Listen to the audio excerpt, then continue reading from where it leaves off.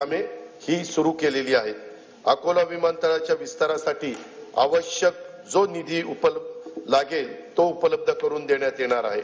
महाराष्ट्र राज्य मार्ग परिवहन महामंडळाच्या 6000 डिझेल बसेसचं रूपांतर सीएनजी आणि एलएनजी बसमध्ये करण्याची प्रक्रिया सुरू आहे। महामंडळाला नवीन बस खरेदीसाठी देखील शासनाकडून अर्थसहाय्य उपलब्ध करून देण्यात येणार आहे।